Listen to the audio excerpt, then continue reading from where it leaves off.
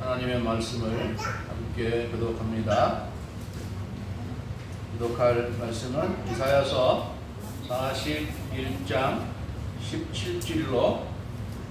17절로부터 29절까지 함께 교독합니다.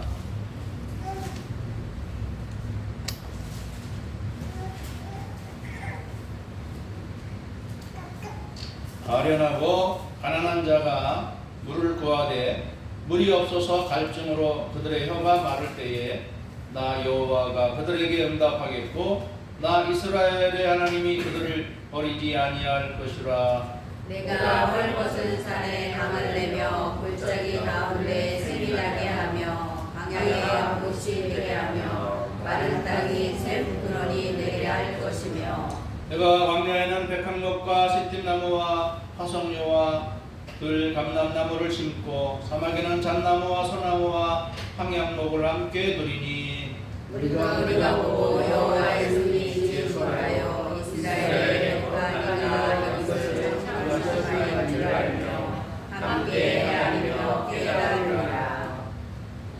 나 여호와가 말하노니 너희 우상들은 소송하라. 야곱의 왕이 말하노니 너희는 확실한 증거를 보이라. 장차 당한 일을 우리에게 진술하라. 또 이전 일이 어떠하고 또 알게하라. 우리가 마음에 두고 그 결말을 알아보리라. 또 앞으로 올 일을 듣게 하며 뒤에 올 일을 알게 하라. 그리하면 너희가 신들인 줄 우리가 알리라. 또 복을 내리든지 재난을 내리든지 하라. 우리가 함께 보고 놀라리라. 그러나 내가 그런 것도 아니며 너희 이름을 폭망하며 너희의 판단을 가증하리라. 내가 한 사람을 일으켜 북방에서 오게 하며 내 이름을 부르는 자를 해돋는 곳에서 오게 하였나니 그가 이르러 고관들을 석회같이 토기장이가 진흙을 밟음같이 하리니 누가 처음부터 이 일을 알게 하여 우리에게 알았느냐.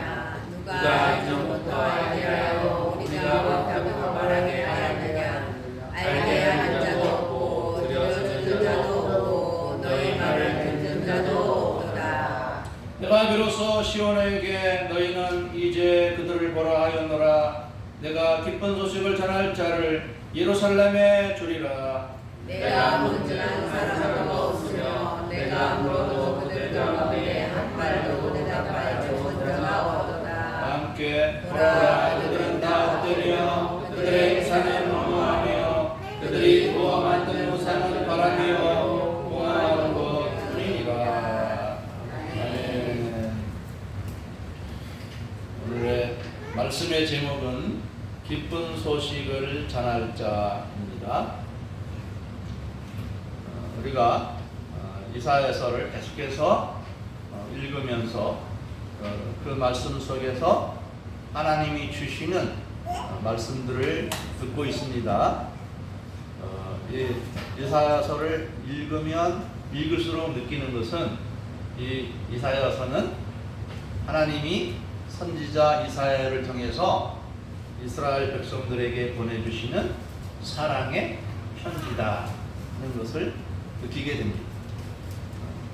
하나님이 이 이스라엘 백성들을 얼마나 사랑하시는지 그들로 하여금 우상을 섬기지 말고 하나님을 섬기며 살아갈 때에 하나님께서 복 주실 것을 약속해 주는 말씀입니다. 그런데 이 이사야서 말씀은 이 당시에 선지자 이사야가 활동하던 이 시대의 사람들에게도 해당이 되고 또 이 예언이 이루어질 때에 이스라엘 백성들에게도 하신 말씀입니다. 그리고 오늘 우리 이 이스라엘과는 관계없는, 혈통적으로 관계없는, 그러나 영적으로는 관계 있는 오늘의 우리들에게도 동일하게 주시는 하나님의 사랑의 편지입니다. 우리는 이 사랑의 편지를 한 줄 한 줄 읽어가면서 그 말씀 속에 무슨 뜻이 있는지 우리는 헤아려 보는 것입니다. 요즘은 뭐 연애 편지를 잘 안 쓰죠. 연애 편지보다는 그냥 뭐 카톡으로 쳐가지고 서로 이렇게 사랑의 언어를 나눈 줄 압니다.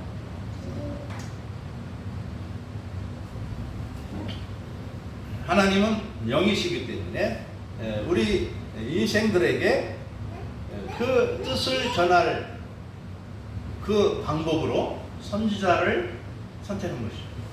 그 선지자를 통해서 하나님의 말씀을 대신 전합니다. 그런데 오늘날에는 하나님이 이렇게 창세기부터 요한계시록에 이르는 그 수많은 그 말씀을 통해서 이제 또 주의 종들을 통해서 하나님 말씀이 강단해서 선포되도록 그렇게 우리를 인도하여 주십니다. 자, 먼저 우리 17절의 말씀을 보면은요 그렇습니다.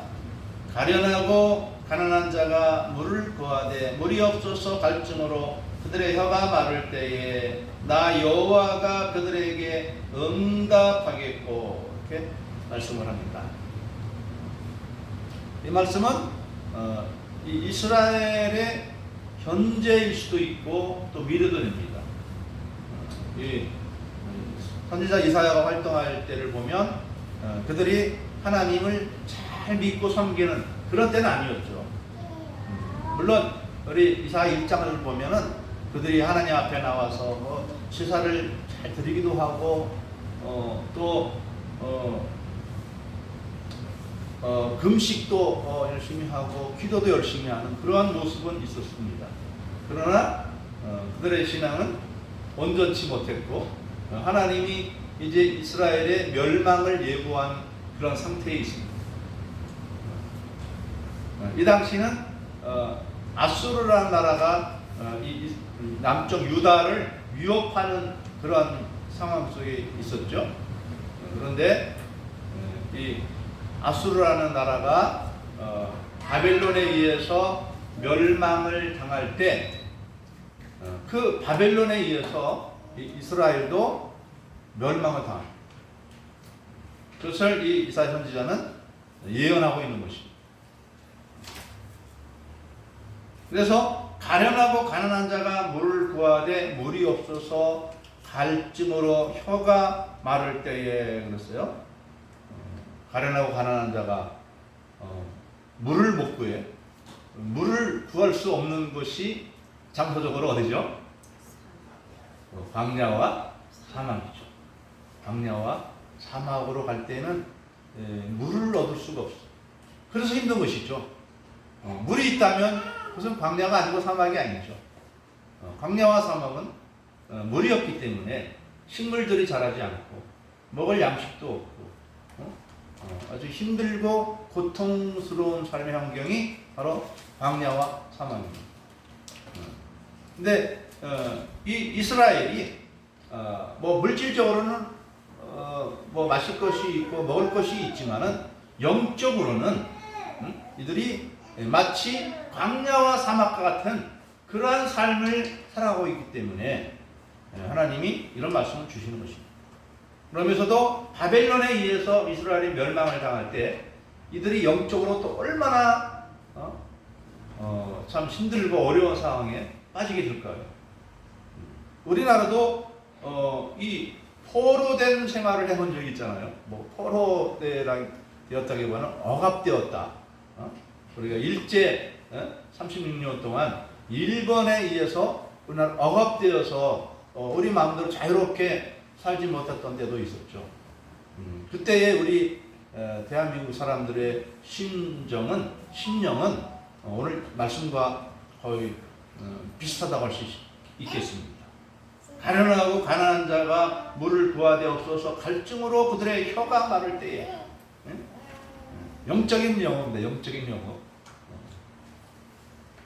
이 영적인 것과 우리 육체의 상태 때로는 비슷할 때가 있어요. 저는 요즘에 잠을 잘 때 자다 보면 막 목이 마를 때가 있어요. 목 마르다. 잠깐 일어나서 물을 마시면 갈증이 사라지는데 하여튼 우리 영혼도 그렇죠. 우리도 목말라 할 때에 물이 발견될 때, 아니면 뭐 어디 뭐 편의점 가서 물을 사서 뭐 마시든지, 하여튼 물을 구해서 마시게 되면 우리가 그것을 얼마나 만족하게 되겠습니까? 바로 하나님은 그런 하나님이라 이 말이에요. 우리가 때로는 목마르고 배고프고 힘든 그런 상황이 우리에게 임하는데, 이것은 하나님이 우리로 하여금 그 은혜를 간구하도록 하시려는 하나님의 섭리입니다. 그래서 하나님이 우리 인생들을 늘 편안하게 놔두질 않습니다. 때로는 광야와 사막길을 거쳐가게 하십니다. 왜? 하나님께 간구하게 하려. 그래서 하나님이 응답을 받으면 거기에서 우리는 엄청난 희열과 기쁨과 또 영생의 소망을 누리게 되는 것입니다. 그러므로 우리는 인생에서 이러한 광야 시대, 사막 시대를 지날 때 우리는 그때가 하나님 은혜의 때입니다. 하나님이 우리를 부르시는 때고, 우리에게 목마름을 해결해 주시고 우리에게 옥토를 선물로 주시려고 하는 하나님의 한 과정이라는 것을 알고, 우리가 어려울 때일수록 더욱 주님께 찾고 의지하라는 것입니다. 저도 인생을 살면서 가장 힘들었을 때, 청년의 때, 가장 공고할 때에, 그때 막 하나님께 금식하고 기도하고 때로는 그 목사님들의 그 설교집에서 대답을 찾기 위해서 수많은 그 아주 유명한 목사님들 설교집 사다가 설교본을 읽기도 하고 기도원에 가기도 하고 금식도 하고 그런 과정이 있었는데, 오늘날 제가 있게 된 것은 그러한 과정들을 통해서 믿음이 서게 된 것입니다. 목회자가 되기를 소원한 것도 그런 과정을 통해서 주어진 것입니다. 자, 그래서 하나님이 말씀합니다. 그들의 혀가 마를 때에 나 여호와가 그들에게 응답해 주신다. 우리 하나님은 응답해 주신 하나님이에요. 그래서 우리는 구해야 됩니다. 응답해 주신다고 약속했으니 구해야 됩니다. 하나님 말씀합니다. 또 나 이스라엘의 하나님이 그들을 버리지 아니할 것이라. 하나님이 이스라엘을 택하셨잖아요.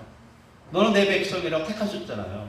택하신 자기 백성을 하나님은 결코 버리지 않는다.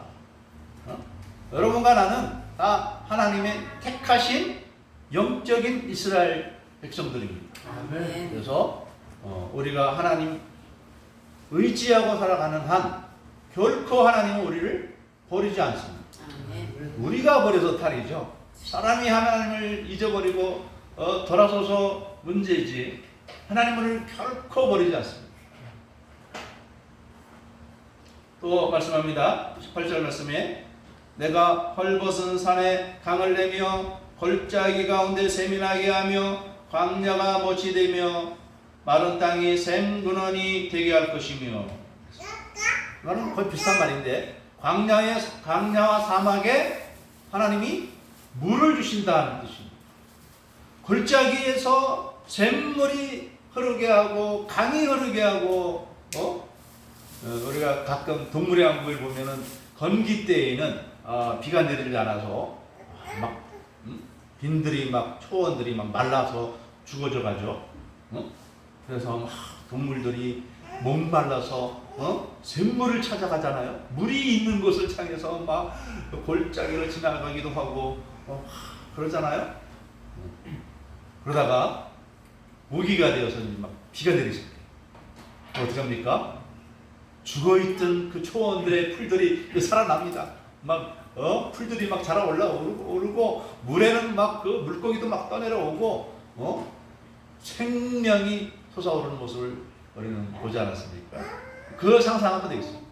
하나님이 이 메마른 광야와 사막 같은 곳에 물을 주셔서 물이 흘러 넘치게 해주셔서 19절 말씀에 내가 광야에는 백향목과 시띠나무와 화석류와 들감남나무를 심고 사마귀는 잣나무와 소나무와 황양목을 함께 두리니 거친 땅들이 생명의 땅이 되게 하시는 하나님의 은혜의 약속을 말씀하는 것입니다.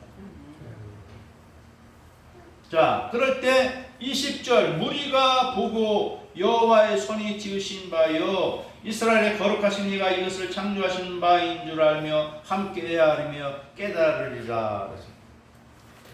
이것을 볼 때에 광야와 사막이 변하여 옥토가 되고 생명의 땅으로 변하는 모습을 우리 눈으로 볼 때에 비로소 하나님이 참 하나님이시고 창조의 하나님이시오 우리를 구원하시는 사랑의 하나님이라는 것을 그때야 비로소 깨달아 알게 된다 이 말입니다. 우리 하나님의 택하심 받은 백성들은 우리는 다 이것을 경험했고 또 경험하며 살고 있고 앞으로 또 경험하게 될 것입니다. 아멘. 그런데 하나님이 이제 이 일을 제기합니다. 누구에게? 우상에게. 21절 나 여호와가 말하노니 너희 우상들은 소송하라. 이 말이 무슨 말입니까? 이 세상 사람들이 섬기는 신들 가장 거대한 우상은 뭡니까? 황금우상이에요. 황금우상. 돈을 구하면서 돈이 최고야. 돈이 모든 문제 해결이야. 돈이 우리의 기쁨이야. 우리의 만족이야. 그래서 많은 사람들이 이 돈과 성공을 추구하며 살아가고 있습니다. 그래서 거기에 처지는 사람들은 이제 낙심하고 실망하고 나는 패배자인가봐, 난 낙오자인가봐 해서 성공의 길을 가지 못하는 사람들은 낙심하고 성공의 길로 가는 사람들은 그냥 막 우쭐하고 근데 똑같아요. 그들의 바라는 바는 무엇입니까? 바로 황금우상입니다. 하나님이 아닌 다른 것들에 소망을 두고 그것을 의지하며 살아가는 그 모든 것들이 바로 다 우상입니다. 다른 종교도 마찬가지예요. 다른 종교도 하나님 대신에 다른 신들을 그들이 만들어서 섬기는 것이죠. 어디 우상들이 우리 이성적으로 상식적으로 생각해 볼 때 섬김의 대상이 됩니까? 사람의 조각품이 어떻게 사람의 섬김의 대상이 될 수 있습니까? 어찌 돈이 우리 인간의 생명보다 더 중요하겠습니까? 돈을 우상으로 섬기는 사람들은 그 돈을 위해서는 사람들 죽이는 것도 마다하지 않는 것이죠. 탐심 때문에 온 세상은 다툼과 전쟁과 비극의 세상이 되는 것이죠. 다시 말합니다. 너희 우상들은 소송해봐라. 야곱의 왕이 말하노니. 야곱의 왕이 누구죠? 하나님. 우리 하나님이죠. 야곱의 자손 이스라엘 백성들을 의미하는 것인데 우리의 하나님은 우리의 왕이시다. 예수님은 교회의 머리시오 왕이시오 우리의 왕이십니다. 이 왕이 우상에게 말하는 것입니다. 너희는 확실한 증거를 보여주어라. 너희가 신이라는 것을 한번 입증해 봐라 이거 말입니다. 우상이 신이라는 것. 또 말합니다. 22절에 장차 당할 일을 우리에게 진술해 보라. 또 이전 일이 어떠한 것도 알게 하라. 너희가 마음에 두고 그 결말을 알아보리라. 혹 앞으로 올 일을 듣게 하며 뒤에 올 일을 알게 하라. 그리하면 너희가 신들인 줄 우리가 알리라. 복을 내리든지 재난을 내리든지 하라. 우리가 함께 보고 놀라리라. 우상에게 복을 내려보라 이 말입니다. 아니면 저주를 한번 내려봐라. 우상의 저주와 우상의 축복이 실현되지 않는다는 말입니다. 헛된 것일 뿐이라는 말씀입니다. 또 그렇게 할 수 있다면 장래에 될 일도 이 우상이 예언할 수 있겠죠. 그런데 우리가 아는 바와 같이 이방 종교는 장래를 말하지 못합니다. 과거의 일을 가지고 우리 인간을 속일 뿐입니다. 장래의 일을 가지고 말하지 못해요. 우리 점쟁이들도 찾아가보면 과거의 일은 어떻게 기가 막히게 알아요. 그래서 미래도 복되게 예언할 것 같은데 미래는 못 맞춰. 점쟁이들이 과거의 일만을 어떻게 기가 막히게 알아서 우리의 속사정을 알아서 우리를 이용하는 것이죠. 보이스피싱 하는 사람들이 우리의 정보를 알아서 우리를 속이려고 하듯이 이 어둠의 권세는 우리를 속일 뿐입니다. 참된 소망을 미래를 예언할 수 없습니다. 왜? 우상과 귀신들은 우리의 주관자가 되지 못하기 때문에 세상의 창조주도 못되고 우리 생들의 생사복을 주관하는 자가 되지 못하기 때문에 못하는 겁니다. 오직 우리 하나님만이 우리의 미래를 예언하는 것입니다. 이 미래를 또 확실하게 이루어진 모습을 이 이사야서를 통해서 우리는 또 확인해 보는 바입니다. 그래서 25절에 보면 내가 한 사람을 일으켜 북방에서 오게 하며 내 이름을 부르는 자를 해돋는 곳에서 오게 하였나니. 한 사람 누굴까요? 하나님이 한 사람을 어디서 불러요? 북방에서. 그리고 또 해돋는 쪽에서. 해돋는 쪽이 어디죠? 동쪽. 정확하게 말하면 북동쪽. 이스라엘의 북동쪽에 어느 나라가 있죠? 있었죠? 앞으로 올 나라가 되겠지만은. 자, 바벨론에는 이 북쪽에서 내려왔어요.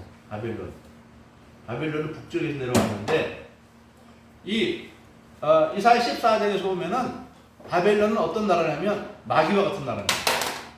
이사야 14장에서 바벨론을 들어서 사탄에 비유를 했어요. 이 바벨론이 이스라엘을 어떻게 했죠? 삼켜버렸어요. 멸망시켰어요. 근데 그 멸망한 이스라엘을 바벨론의 손에서 벗어나게 하고 그 입에서 토해내게 하는 자가 누구냐면 바로서 메데파사 페르시아 왕 고레스였어요. 그래서 이 말씀은 역사적으로 페르시아 왕인 고레스를 지칭하는 예언이 되기도 합니다. 그래서 내가 한 사람을 일으켜서 북방에서 오게 하고 또 내 이름을 부르는 자를 해 돋는 곳에서 오게 하리라 그랬습니다.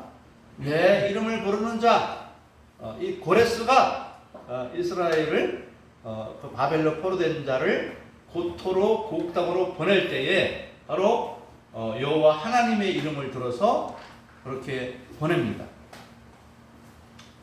그래서 우리 에스라 1장에서 보면은 그 고레스가 바로 여호와 하나님이 참신이라고 말씀하면서 이스라엘을 고국 땅으로 돌아가게 하면서 성전을 다시 짓고 살라고 그렇게 조서를 내리는 모습이 나옵니다. 바로 북방에서 온, 북방이면서도 동쪽 페르시아. 자, 예수님이 예루살렘에서 태어난 것을 축하하기 위해서 예루살렘을 찾아온 동방 박사들 있죠. 동방 박사들 어디서 왔죠? 바로 페르시아. 그 당시의 나라가 페르시아에서 이들이 왔어요. 동방에서 온 박사들이라 이렇게 말합니다. 그들은 북쪽이면서도 동쪽입니다. 그래서 그가 어떻게 합니까? 25절 중반에 보면 그가 이르러 고관들을 석회같이 토기장이가 진흙을 밟음같이 하리니 그랬어요. 고관들이란 누군 말합니까? 페르시아를 대항하는 수많은 나라들을 어떻게 만든다고요? 석회처럼 만든다. 토기장이가 진흙을 밟음같이. 우리는 이 토기장이라는 요 단어를 좀 이제 번역을 이제 앞으로는 고쳐야 될 겁니다. 도자기공이라고. 도자기공. 토기장이. 과거에는 그렇게 불렀던 것 같아요. 우리 옛적에는 그래서 토기장이라고 했는데 요즘엔 도자기공예가 이렇게 할 것입니다. 이 도자기를 만들 때에 그 진흙을 그 도자기의 재료가 되는 흙을 발로 막 밟아요. 그래서 부드럽게 흙을 만든 다음에 그걸 빚어서 이제 그릇을 만들고 하죠. 마치 도자기 공이 진흙을 막 밟음처럼 그 페르시아에 대항하는 모든 나라를 다 밟는다 이런 뜻입니다. 그래서 페르시아가 대제국을 건설하게 될 것이다 이렇게 말합니다. 그런데 이 말씀이 단순히 역사적인 의미로서만 끝나는 것이 아니고 영적인 의미도 여기 또 들어있습니다.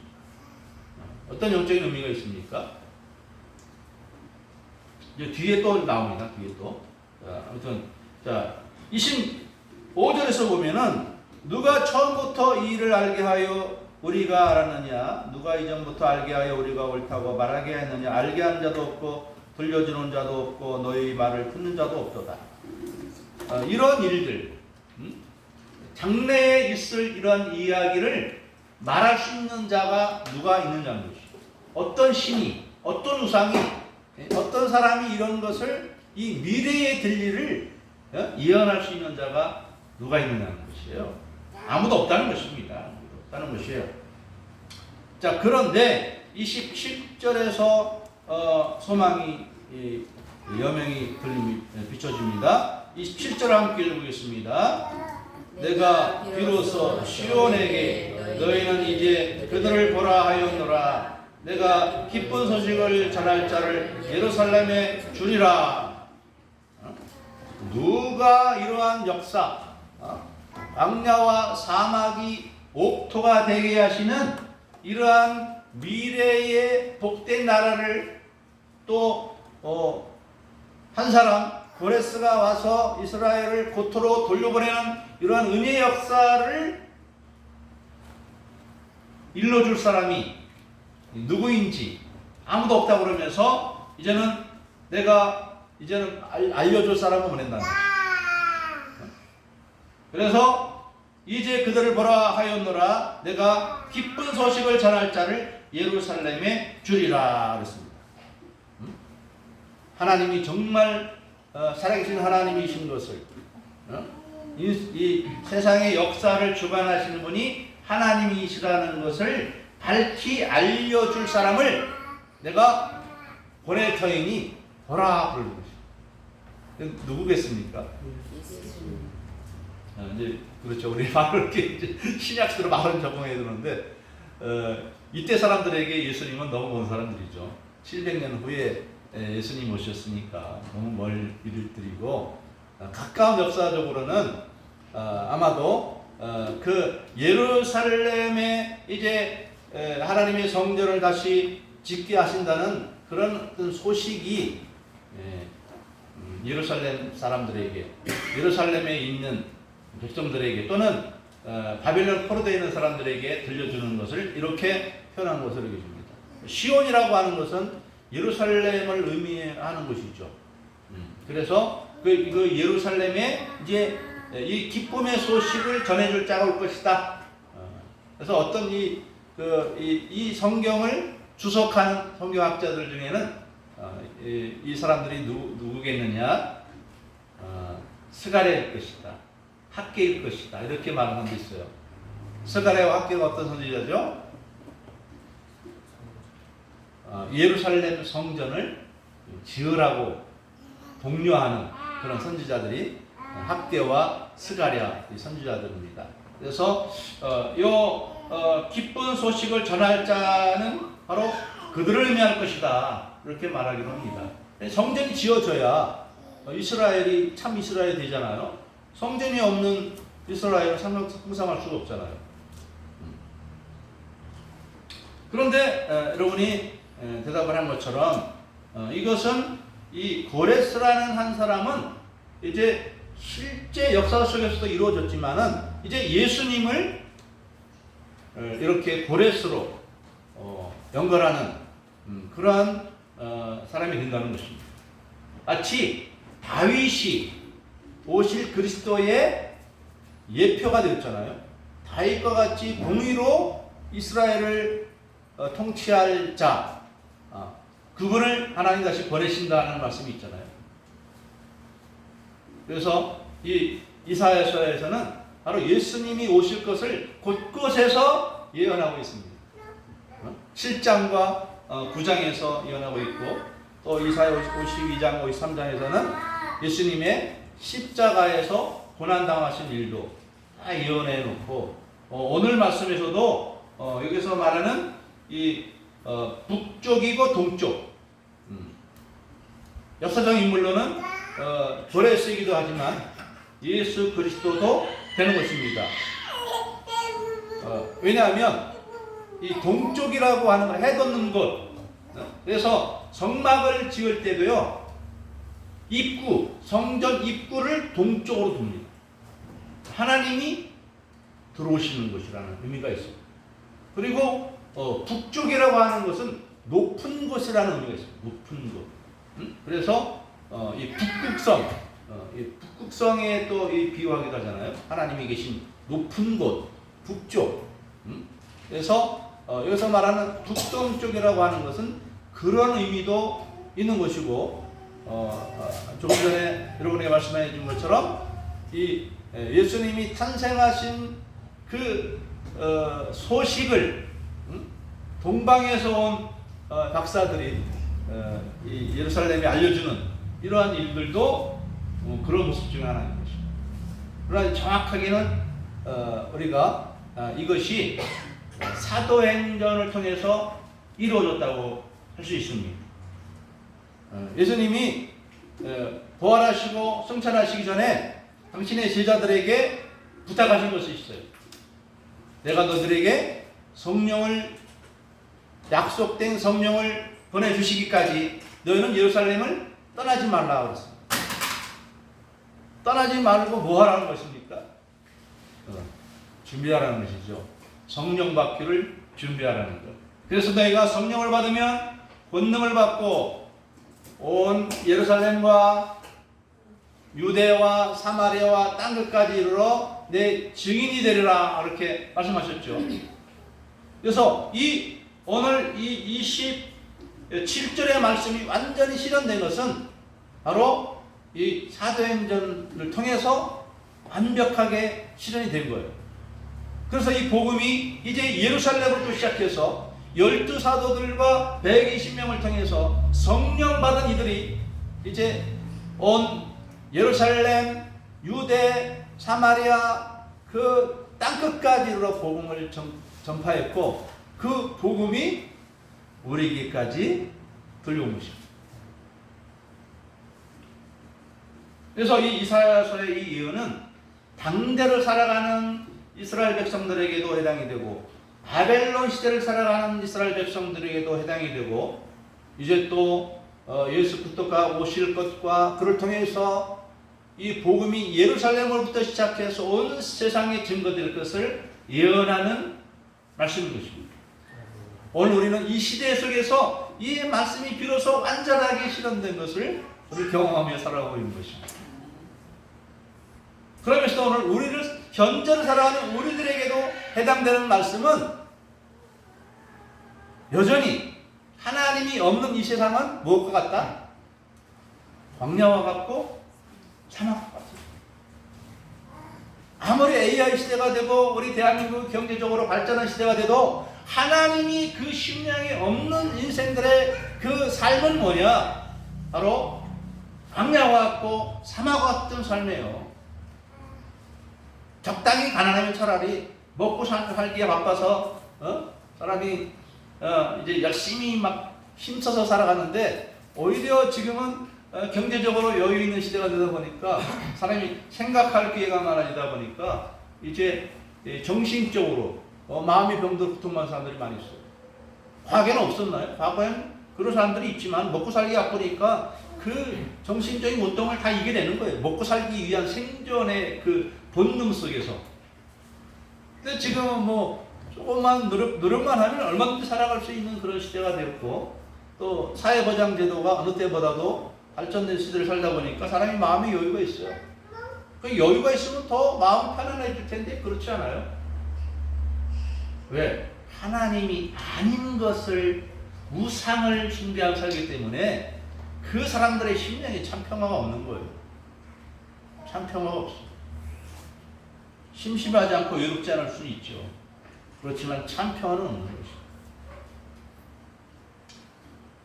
오늘 우리들에게도 이제 하나님의 말씀과 성령이 우리에게 부어질 때에 우리의 심령이 이제 옥토로 변하는 것이, 구원의 큰 기쁨과 감사함으로 우리의 심령이 넘치게 될 때에 바로 우리가 예루살렘이 되는 것입니다.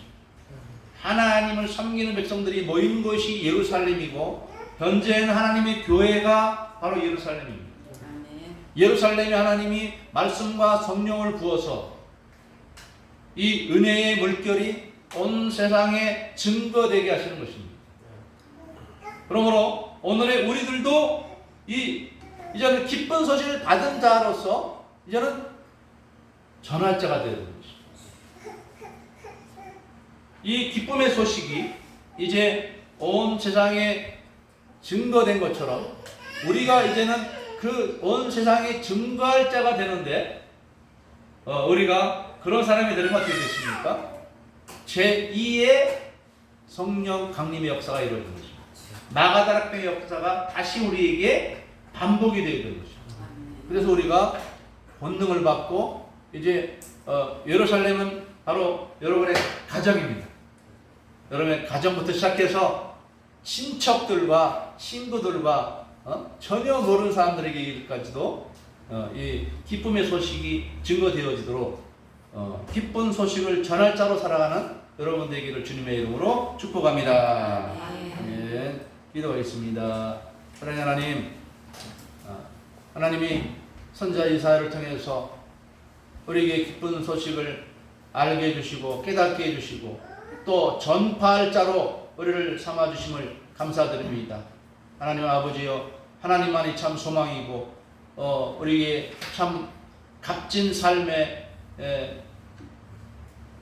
우리에게 의미를 주시는 참 진리의 하나님이신 것을 우리가 알고 좌로나 우로나 흔들려 넘어지지 않도록 도와주시옵소서. 이 기쁨의 소식을 확신하며 또한 많은 사람들에게 전하며 살아가는 저희들이 되게 하여 주시옵소서. 감사드리오며 예수님의 이름으로 기도하옵나이다. 아멘.